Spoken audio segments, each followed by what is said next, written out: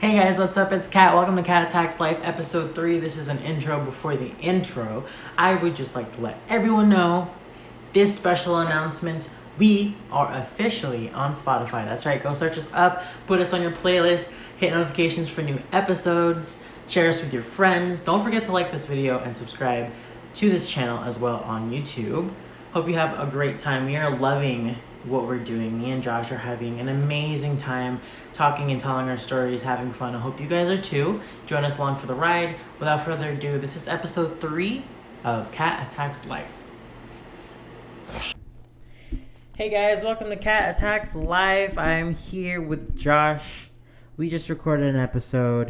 It's going to be a lot of fun to listen to, hopefully. We've decided it's going to be a little series of things that we hate called You Know What I Hate?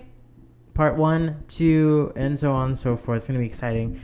We talked a lot about some things that we hate at work. Talked about work. Those experiences in this episode. Hopefully you guys resonate in a way. Don't forget to like, comment, share, subscribe. catattackslife.buzzsprout.com to hear the official podcast on the go wherever you are, so you don't have to watch the video. On YouTube, don't forget to send this link to your friends. It's almost 2:30. I'm dying over here. We're both very. Yeah. So stay tuned for the episode. Have fun. Thank you for listening, and let's attack life. All right, guys, welcome. I am joined by Josh, because like I said before, he is my official co-host. So Josh, welcome back. Thank you for having me back. How you feeling? Feeling all right. Feeling balanced. Balanced? Yeah. Why? There's other things at play in both of our lives that you know behind the scenes. Balanced. But I feel a lot more balanced, yeah. Okay. I was gonna say, are you gonna make a joke out of these chairs? Because Your chairs suck, bro. there's no balance. I'm sure. It's been a few weeks since the podcast uploaded, and then almost a whole month since we recorded it. A lot has happened, but I feel like nothing at all.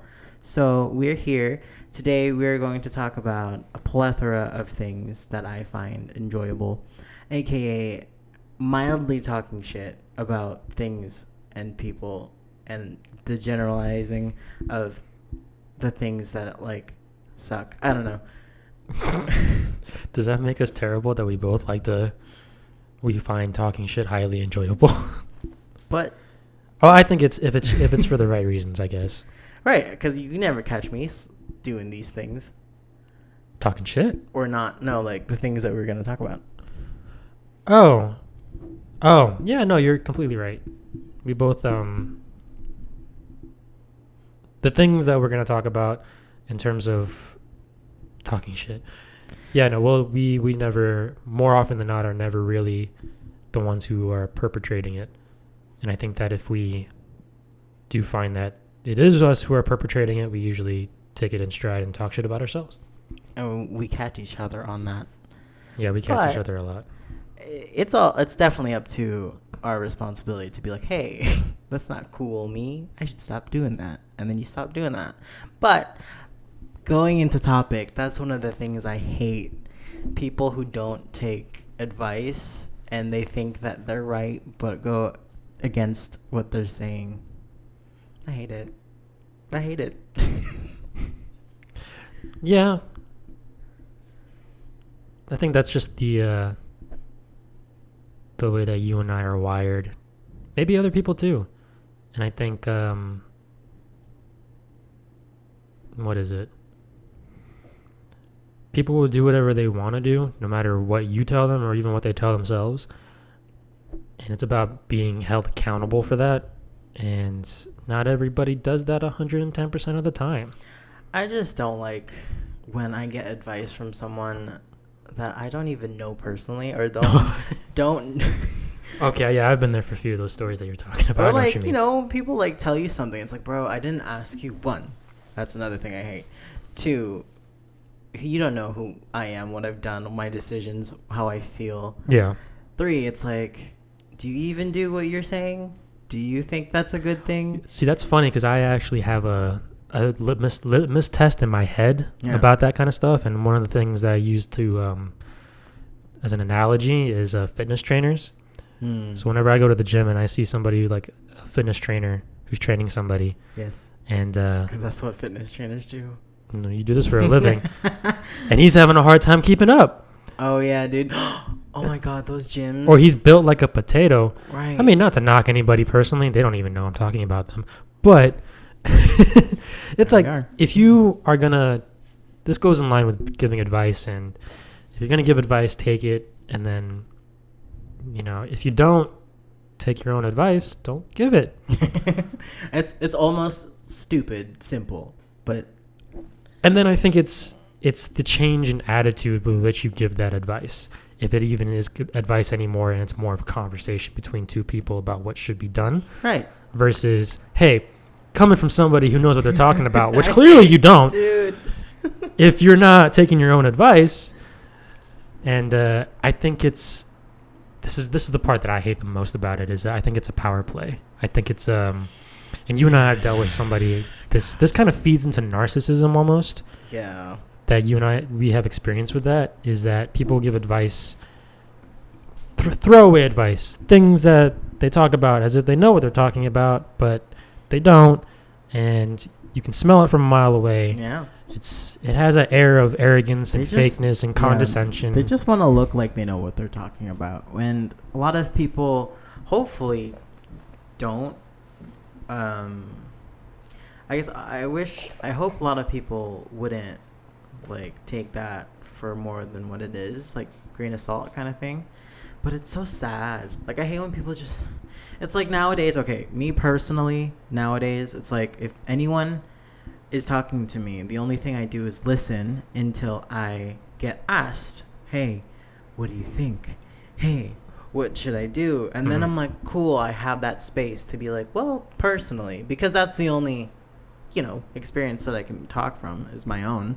But really, to me, it's like, no one asked you for advice. You don't know who I am, first of all. And two, it's like, why, if I were to ask anybody, would it be someone who, it wouldn't be that person. You know what I mean? It wouldn't be anyone that was like, I don't know. I'm a very, like, private person in general, but then at the same time, it's like I feel like people who go through shit and confide in other people and then, like, have, like, and everyone else around them knows what's going on or something like that. Like, for instance, okay, Josh, say you're going through something, like, stupid, like, really shitty, and you only have, like, a few friends to tell, and reality is you do. That's not a pretend thing. Josh is She's put me on blast. Josh is an introvert. We're both introverts. What are you talking about? Yeah. We're each other's friends. That's true. Yeah. But Who's on blast now? both of us. Yeah. So say you're going through something really shitty, you only have a few friends to just talk to, and then, like, don't you hate it when, like, people, like, are so nosy, or, like, things spread, whatever. I don't care if things spread as long as there's nothing malicious being said about it, because that's human nature to be like, okay, yeah, this person said, this person said, but then it becomes like a whole big, like, gossip circle, and I don't like that. But, like, it spreads, and then this person comes up and is like, hey, Josh, I heard you're going through something. Let me tell you this. You sound like a 1960s infomercial. Or like a fucking dad. Slaps you on the back. Hey, bud. Let me tell you what I think of the situation. Hey, bud. I'm good. I totally get that. And coming from somebody who's had a lot said about them, not to them. Yes. Considering, for those who may or may not know, I worked in a place where, let's just say there are things about me that I didn't even know that got around faster than I was able to find them out. So everybody's always going to have an opinion, and with that comes unsolicited advice. Mm-hmm. That's just the default nature. I was reading about this in a book, and quite frankly, I understand it. I get it. I get where it comes from. More often than not, it comes from a good place, and people have a default route to problem solving, which is basically once they hear about a problem, I think that's just the way that people are wired from an evolutionary standpoint, is that there's a problem and I got to solve it, regardless of whether or not how it affects the person and whatnot. And it's a natural circuit that people don't even realize that they have. And so, I mean, it's a collective effort to understand that better. Yeah. It still pisses me off, as I'm sure it pisses you off, especially depending upon the attitude and the way from which it came from. It's like, is it really good-hearted? Is it really coming from good Well, place? that was my next point is, and then we go to the next part of that where sometimes, and hopefully not too often, and this might also be a subconscious thing, is that it's coming from a place where you're trying to be higher than that person, where it's kind of a judgment system and you're not actually trying to solve a problem. You're trying to be seen as somebody who's better, in whether it be their eyes, your eyes. You're trying to place yourself in a position that's above them because you help them. And some people are more aware of that than others. Yeah. Some people use that as a tool. And that's the part that I think you and I can both agree on, that we both hate, is when people put themselves on a pedestal or they maneuver.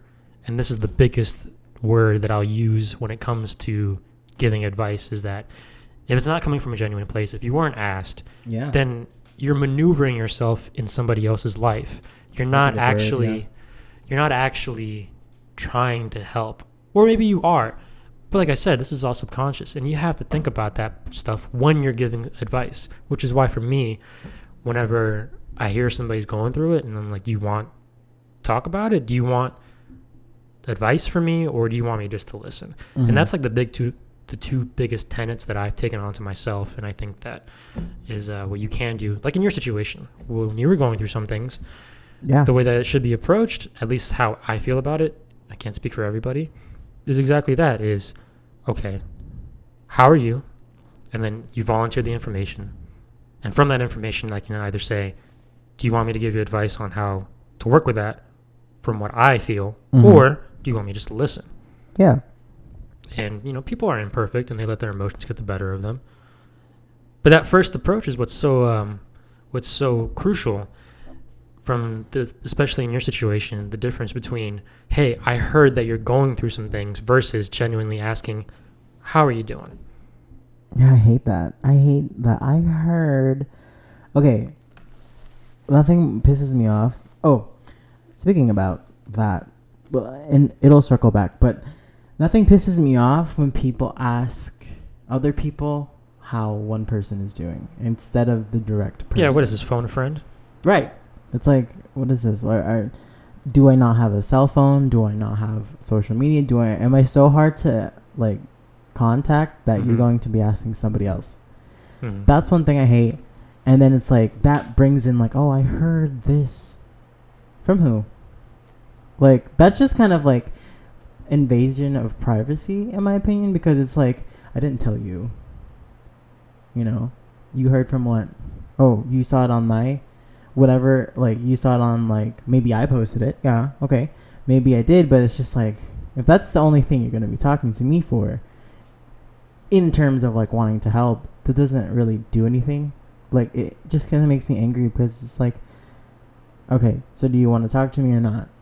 Or is it because you think that you're going to fix my problem, or want to have a hand in my healing process? You know what I mean? Like, if we're going through something, and it doesn't have to be anything major. Sometimes it could be just like, oh, like I don't know, your car broke down. It's like, is that coming from a place of like, damn, I really want to help you? Or is it like, damn, you owe me something? You know what I mean? Or I'm a part in your success because I asked you how you were doing. In a way. Yeah. Yeah, that's my worst, because it's like, it's not genuine. I think that's the word too. Right. Another thing I hate: fake people. we've always hated fake people. Non-genuine. Yeah. You're a little bit more. What's the word? You're more aggressive on calling them out versus me, where I kind of just let them be. Hey, dude. Like, I'm on this thing now. Well, yeah, by all means. I I'm not confrontational whatsoever. Like I talk a big talk sometimes because I'm like, yeah, let's go beat them up or something like that. But Which actually has happened. a lot more than even a complete stranger. No, I'm kidding. But There's a guy. No. he stepped on my shoelace. That was my anklet. I'm gonna beat him up. Gonna go for a round of fisticuffs. And then you have to hold me back because, that's too. Nah, the entertainment. No, that's not the move. It's not worth it. Like, it's 2020. The move is not to beat the crap out of somebody. Let's take a step back for a second. What were we talking about? Fake people. Okay, yeah. I'm not confrontational, but like at the same time, it's like I'm on this thing of like I need to be more direct too, because another thing that I don't like is like passive aggressiveness, and like then it becomes like a high school thing where it's just like, oh, I'm gonna shove my shoulder into your shoulder while you're walking down the hall. It's like, say it to my face. Like we were talking about it earlier. If you don't like me, I'd rather have you say it to my face. Oh, for sure. Like, that's the truth. If the truth hurts, then I'm going to be like, all right, whatever. At least you told me. And I'll be like, I admire that person. Because at least they had the balls to be like, you know what? I don't like being around you. Oh, yeah. You know? I'd be like applauding them. I'd be like, oh, I've cool. had that a lot. Especially considering the position that I used to be in is people would always, talk mess about who I was, the things that I did. But when it came to me standing right in front of their face and whatnot, how you doing? Oh, What's God. going on? Oh, that's another thing I hate. Having a good day. How was that thing that you went to? And I'm over here and I'm all like, you don't think that I don't know? Yeah. It's like, and like you said, I respect people leaps and bounds more when they're upfront and honest about the way that they feel about me, about anything really. You and I can have a disagreeing opinion about things. We might even get argumentative. We might have very passionate, viewpoints that are different from one another, but don't sugarcoat it. Don't give me the PG-13 version of whatever it is that you're trying to say, and definitely don't give me the version that's not real to me, especially when it's about me. It's like you sugarcoat it, you think I'm stupid. You downplay my intelligence when it's sugarcoated, right? That's in a way, yeah. I do that all the time. It's like I'm the type of person that's kind of all-knowing, even if I wasn't asking for the information. You know what I mean? Like it just comes to me because someone decides to say something, and I'm like, no, that's true, right? All my life. That has happened. Yeah, all my life. Yeah. Like people would tell me things that I didn't even ask for because your face. Because you're over here just like, oh, okay. Yeah, and it's like you're listening to them, and you don't want to be rude. But it's like there's so much going in your ear. It's like I never asked you. I never thought that you would trust me. I don't. I guess I'm a trustworthy person. Thank you for sharing, but I don't really care. It's the right place and the right time, I guess, for hearing all of this. There's a lot of instances in my life where people would just talk to me and say things without it coming out when I asked. I never asked. They were just. That goes back to the unsolicited advice thing. Yeah. I think we're unraveling a complex of people, a complex within people's psyches, within people's way of communicating, is that I'm not communicating to actually for an end goal of you and me becoming closer. I'm communicating to posture myself and to, like I said, maneuver myself in a way in your life so that way you see me a certain way.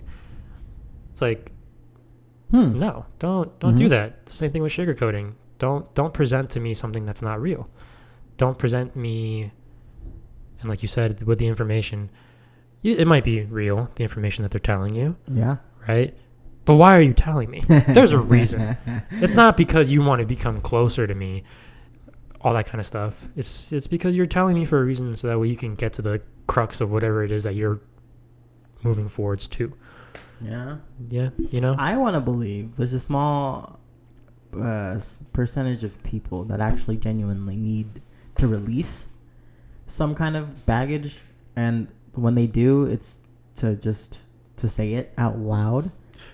But that's the definition between somebody that is releasing their baggage versus somebody who's telling you something about somebody else that has no. Oh yeah. That doesn't matter to you at all. He said, she said is like my biggest pet peeve. Like, ask me directly or ask the person directly. Like, why is it so hard? I think that's the thing with social media, though, is that what has affected us in terms of communication is less direct, because sometimes it's like subtext. You know, it's like a sub message, a subtweet or whatever. Exactly. It's like, oh, you put that on there for them to see that, and they're gonna get mad at it, and then there's drama starting over some kind of passive aggressive message on Instagram. I don't know, like, you know what I mean? Like, sometimes it isn't as direct as it should be, because I guarantee you, the more direct you are, the better. Like, results that you get, better results. Your everything's squashed. It may be uncomfortable for a moment or two, but leave that behind, right? I think that's a kick that I'm on for sure. Like, I just want to be more direct. If people bother me, I'm not gonna be shy to be like, I don't want to talk to you right now. Walk away. You know. Yeah. What else? What else do you hate, Josh? What else do you hate? I hate a lot of things. True. Which is why I'm not going to say any of them, because positive vibes only. Oh God, I hate that. Let's start with that. I knew you would say something. I hate the grind to always be positive, and I'm pretty sure it's toxic positivity. That's toxic what that is. Positivity, because you have to acknowledge that things suck. The first step in fixing any problem is recognizing that there is one, right? And if you're positive all the time, you're not going to be able to see that. And so, to recognize where you're at, in any sense, whether it be at a job, your emotional and mental state, or even something as small as the problem that's right in front of you. The car broke down. The computer's not working. We had this literally an hour ago. Oh yeah. Toxic positivity. We'll figure it out. You and I, the whole entire time while fixing this computer, we're like, what the fuck is going on? Okay, on the record, this episode was a struggle bus. But we made it. We were triumphant, but we knew we were struggling. Technical issues. Yeah, and I wasn't going to be like, yeah, it'll do its thing. No, I literally had to fix it because it Case in point, broken. Exactly. Case in point, I'm pretty sure if I was sitting here across the table watching Kat fix this, and I'm like, you'll get it. Don't worry, you got it. I know you got it. I'd hate you. I'd hate you, John. I'd call you out for not helping me. He's like, bro, just wash it out. No, yeah, totally. We would have another half hour of fixing time it and whatnot. wasted. Yeah. That ties in with being direct. And when you're being direct, you have to be direct with the situation at hand. As in, when you're being direct with people, it also means being direct with what's going wrong or what's going on. Whether it be this person's talking mess about me, or I'm not enjoying my living or working situation. I'm not enjoying the things that are around me. Yeah. And gratitude is important. It's very important to make sure that you're grateful for the right things. Yeah. But not to the point where it's like, well, then that's fixed. I don't have to worry about anything else. There has to be a balance. Exactly. And that's at the beginning of the podcast. What I was telling you is I feel more balanced. I feel more direct about things. You're going to have to weigh out the optimism and the reality. You know, I always pessimism is to me is kind of like, yeah, I hate being around it. You know what I mean? I hate when people who just, life sucks, like, all the time. Yeah, and there's a difference between being pessimistic and being direct, or what's the word I'm looking for? Constructive. Yeah. Yeah. Destructive is the word, too. Well, everybody's destructive at one point in their lives with something. I'm pessimistic about pessimism. And people who, I don't know, right. My mind is blown. Mine is blown. But people who just kind of walk around and, like, I don't know, like, you're literally doing that to yourself, you know? Like, it's a balance of being positive and then looking at reality, and then it's like, then you're just projecting, right? Now you're just projecting that everything sucks because you're not willing to change anything, or there's no drive to be like, yeah, my job sucks, but I'm gonna stay at it for years. And then you people do that, and we hate that. It's not a good look, sis. But when people they have the opportunity to change something that they can control and it doesn't hurt people, they don't take it. Or then that becomes a projection of I hate life. Why do you hate life? Oh, because my job sucks. Okay. Does that mean you're going to be there forever? Does that mean that there's nothing else for you? You know what I mean? Does that mean that you're the one who can control where to go in that decision and in more than one thing? It doesn't have to be a job. It doesn't have to be a place. You could move to another state or country if you wanted to, and that's cool. But I also hate when people feel like they're just the victims of it. They're just the victims of where they're placed or where they're born or what they're doing or how old they are or whatever. And it's come on, dude. You're going to spend your days really not finding at least the little things that make you happy, or at least focus on the things that can bring you joy, or look for those people, or look for those moments. Maybe getting a coffee down the street and you're walking because, it's a nice day out. It's a nice day out and it feels great. What? Your life doesn't completely suck. You're just playing the victim of it. I hate people do that. Well, I hate it. We have a tendency to disproportionately focus on the wrong things when it comes to dealing with our lives. It happens in an instant. My water heater broke. Today's gonna suck. My life fucking sucks. My life sucks. I've had this moment literally at the end of my shift at work. Went out to my car, got in, turned the key, the battery's dead. Oh no. And I'm like, oh, man. Was this recent? This is 2 weeks ago. Oh, okay. It was 2 weeks ago, and it was my Friday, so I was extra super duper pissed. And they're like, well, now I gotta stay here. I gotta call people. I gotta get it taken care of. And I'm just gonna. And then, but I took care of it. I went home. I had a breakfast or dinner, however you want to call it, because I work a very weird shift. And then I went to sleep, and then I began my weekend. I didn't dwell on it. I didn't let the experience hamper too much of my mood, and I went with it. Yeah. And you and I both hate victim mentalities. Oh, those are terrible. I've had experience with that very close to home within my own personal life, and I've seen it in other people across the way. Yeah. And I always have the same response. A little disclaimer though, for the people though who do work on themselves. That's not what I'm talking about in terms of, and there are people who are actually stuck in a shitty situation, if you will. A situation. I'm going to publish that word or copyright it. But that are actively trying to do better, and that's the key distinction between those who are victims versus those who have a victim mentality, is what are you doing to fix the circumstances at hand? How are you seeing yourself? What's your focus? And you being negative or being critical of things that may or may not actually turn out to be important, right? How much of that energy that you're devoting to that is actually being constructive? And the thing that I hate is I'll talk to people, right? I like talking to people and getting their perspectives on things if I don't sense any kind of jadedness or bias. And then even I like talking to people for their jadedness and for their bias, right? Because I want to see how people think. I like seeing how people act in their day-to-day lives, right? And, people know, I've heard this somewhere, people know exactly what they need to do. And I've fallen into this too. But everybody knows the problem is not more information. The problem is not that you need to identify the problems, which I agree is a key. But it's everything already. You know what you need to do. You know how to go about it. What's next? Yeah. Do you take the action? Or are we going to be here in 2 weeks talking about the same thing? Me telling you, what I think, of how to fix it, and then nothing.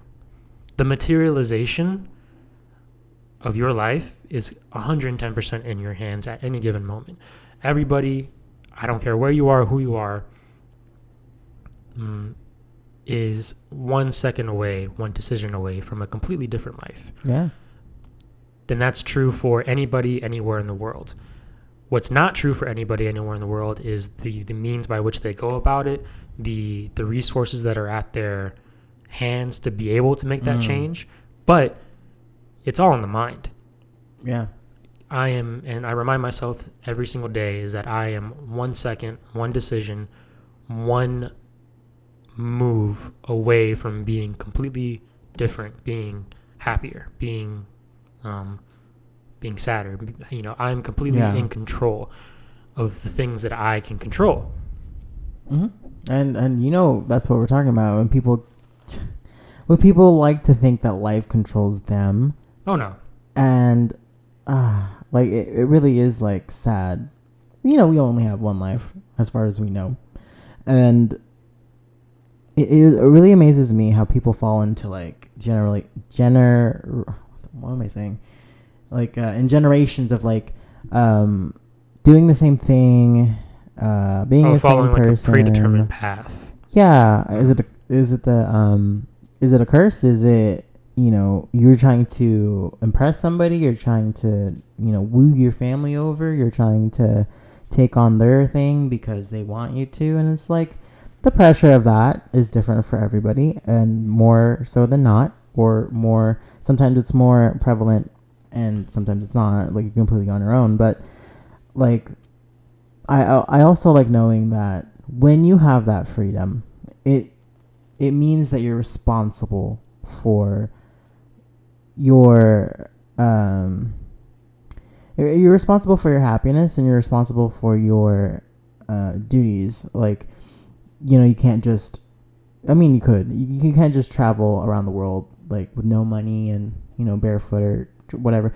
Technically you could, and people do that, and it's cool, but it's like nowadays it's a little trickier.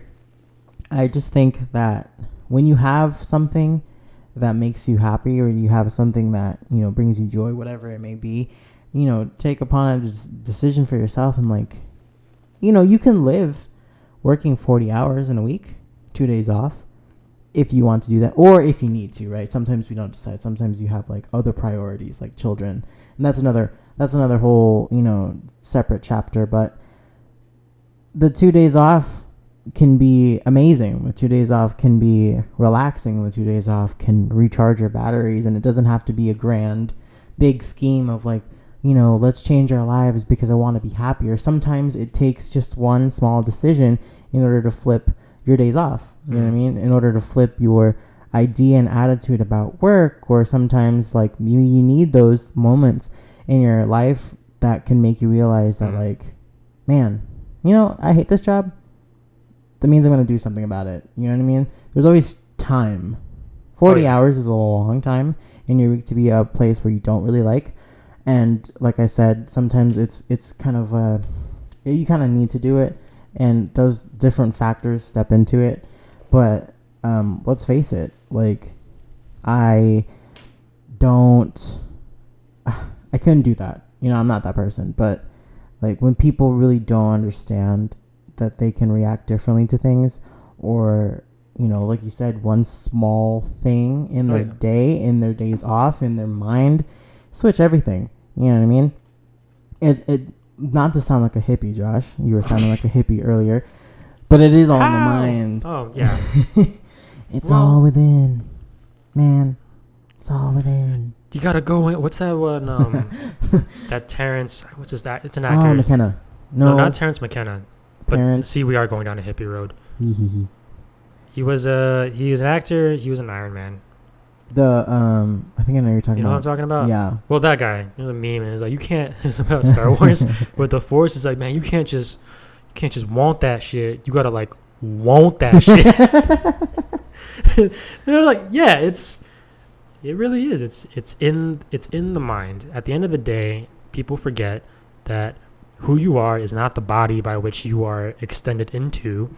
It's the perceptions that you have and your consciousness. It's not what you see in the mirror. And trust me, it's a very what's the word I'm looking for? It's a very disillusioning or a disconcerting experience once you reconcile that is that you are not who you see in the mirror. And I know I'm going to catch flack for that because it's hard to see past that. Mm-hmm. But that's the truth of the matter, is that you're always completely in control of what the decisions that you make. And we lose sight of that. And we let other things come into our space, our headspace, and deter us from making, I wouldn't say logical decisions, but from making decisions that we feel are most right with us. Yeah. Because it's in your gut. You can feel when you're making a decision that isn't right. You Yeah. can feel when you're doing something that isn't in line with the highest potential of who you are. And you can feel when you do, and you can feel when it's right. You can definitely feel when you're in the right spot, when you're in the right mindset. That's intuition. That's like the best feeling, knowing that, like, you know what, I quit that job, but I'll never go back. And that was like one of the best things that I did this year, kind of feeling, you know what I mean? Like, Oh yeah, I definitely think that. But you and me both. We both come from jobs of let me put it this way, great experience, but it taught us a lot.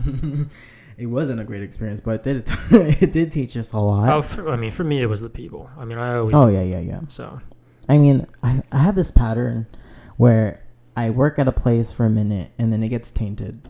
Like it just ends up being like I don't know. It's good in the beginning, right? Happy, flowy, whatever. everybody's getting along. We're learning everything. Yeah. Great. And we're all on the same like, keel. And then when you actually need to start working, and then when you actually need to start applying the things that you learned. Oh yeah, personalities come out. And egos come out. Mm-hmm.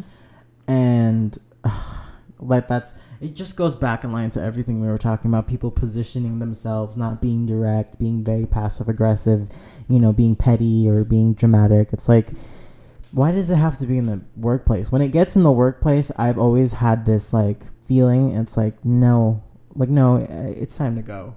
You know what I mean? Like, once it starts being completely like, yeah, I don't want to go to work because people suck. Once it starts becoming like that, yeah, you can have like guests or food service, people can suck all the time. That's a given, yeah. But yeah, you sign up for that stuff. Sometimes you're not going to have people who are going to give you 5 stars on Yelp, and that's fine.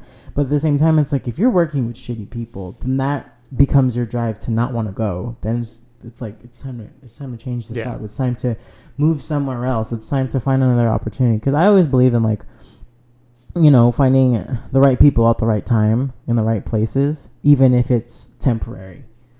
They're like, I don't like the term stepping stones for that, but in a way it helps you kind of like, it reminds you that there's so many other like energies and people and experiences that aren't, completely what you're used to. If you're not used to something or you're trying something new, it just kind of opens your mind up to different people with different stories, and then like skills, and like that's all in the workplace. But when you take that away from the workplace and you make it a kind of a life thing, like a lifestyle thing, and you start looking for those things in people, or not even looking, but running into people or coming across experiences, like it feels right. You know what I mean?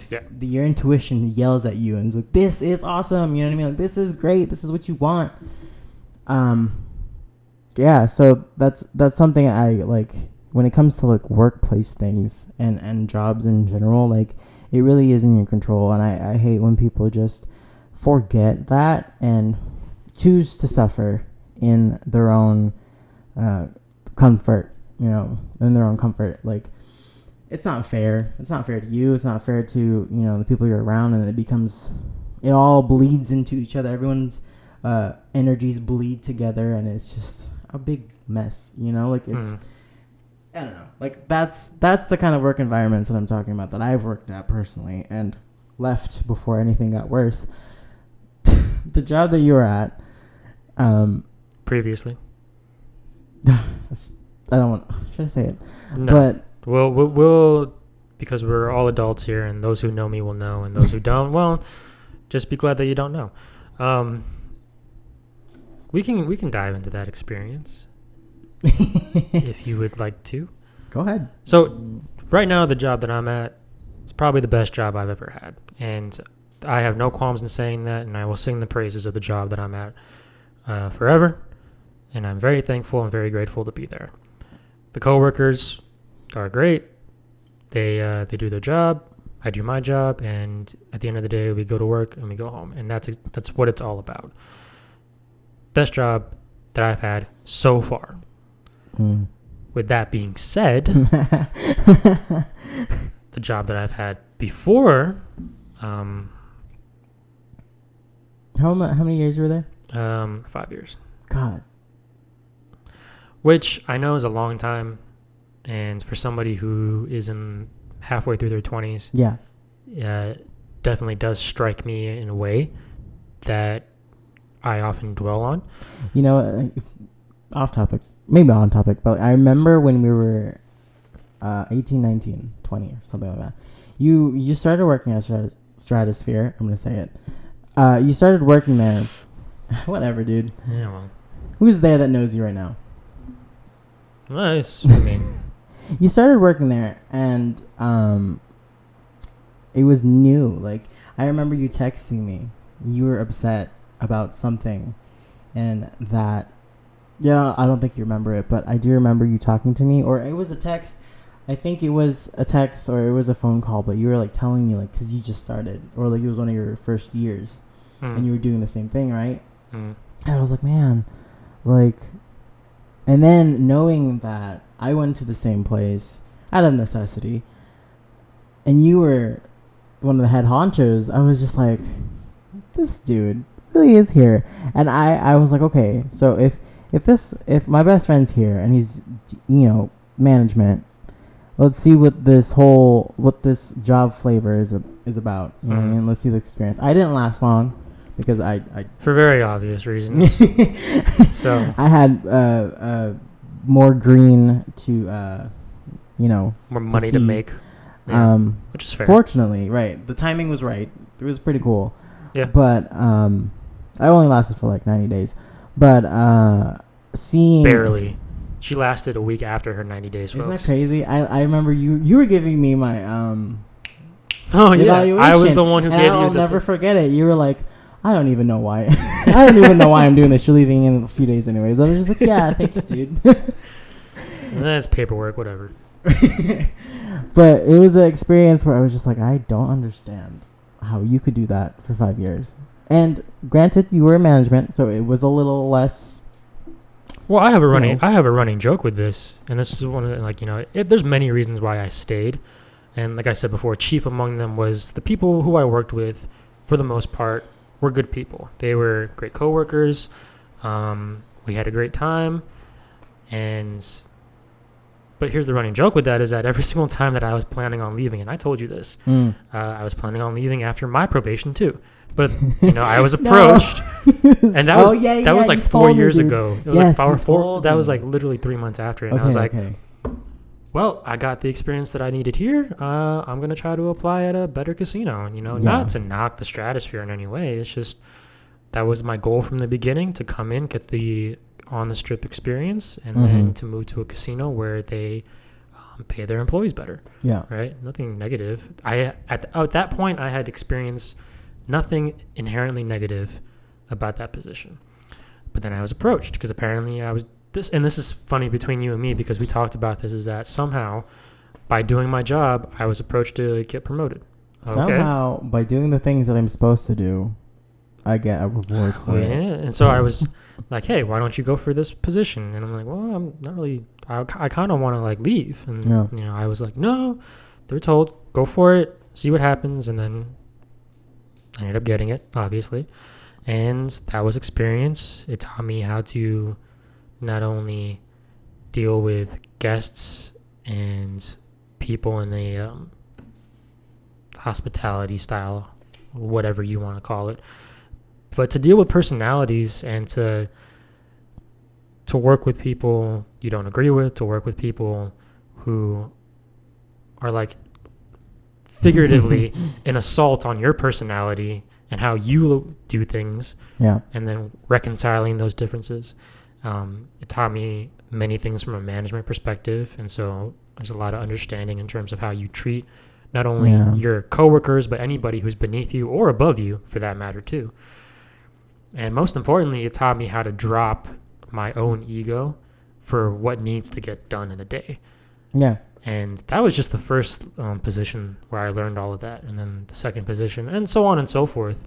And I think where you and I diverge is you've always had this kind of mentality of, what is it? You've always been very vocal about this mentality of getting things done, taking care of things.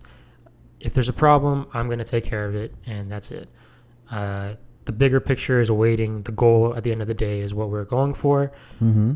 For me, I cultivated that mentality in my experiences in working with other people, just through the differences of like, hey, I recognize that this kind of sucks right now. I'm standing out in 37-degree weather, or it's 115 degrees and I'm sweating, right?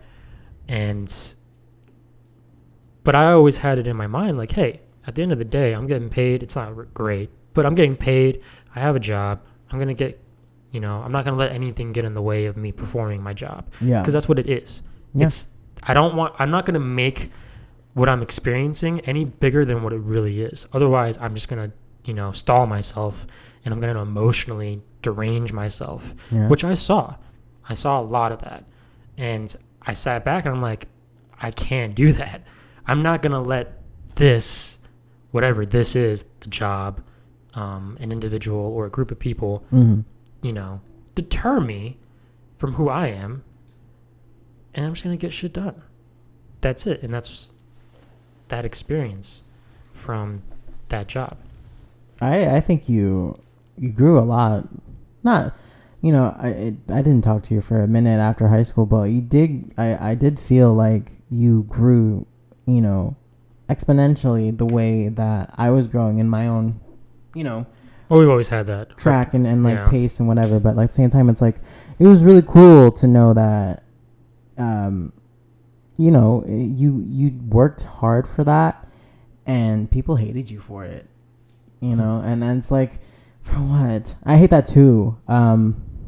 Where people feel entitled to a position because they, get sick of it, or they think they could do it better. It's like, let's start with this. When it comes to work and jobs and everything, work as hard as you possibly can, and then if you don't get it, fair enough. And if somebody else is picked for it, fair enough. Mm-hmm.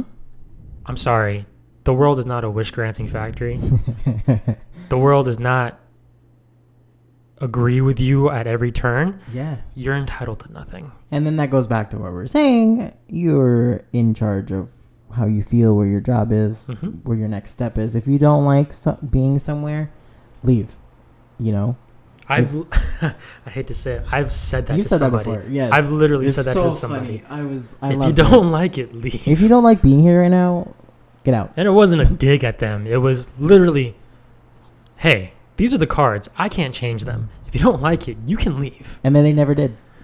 And then that's their choice. Yeah. So they never did. That's sad. But I love it how you always tell me that what you learned in those years, or what you learned personally is your personally, but like when it comes to your job, what you're doing now has nothing to do with anything that you did. And I love that because that's so funny. And you're making a what? We won't disclose that, but I am making, you're making so much significantly more. Like I said, I'm so grateful to the job that I have right now. Yeah. But the previous job, I don't see myself being in a middle management position for anybody else ever again.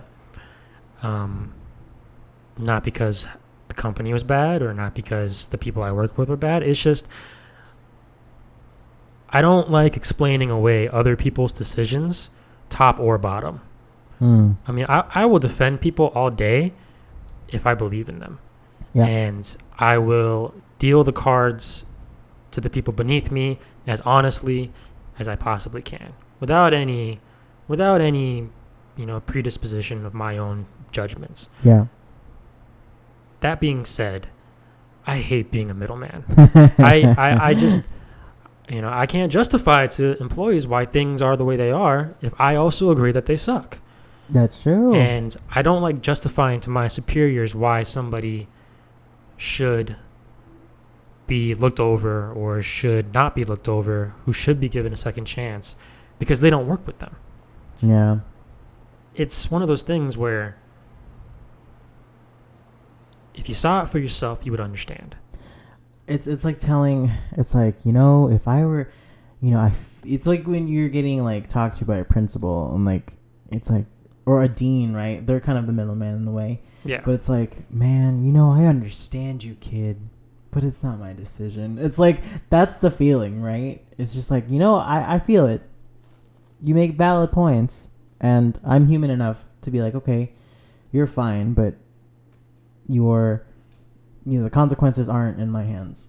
Mm-hmm. I hate that. Why does that even exist in the first place? I've had so many of those talks. Is it because it's just like, oh, do you need to tell someone what's going on? Or it's like, you're not even making the decision for them. It's like, what do you need? Like convincing? You know what I mean? I don't know. Does that make sense? It makes sense. I've battled it in every way possible, in every direction for people. Yeah.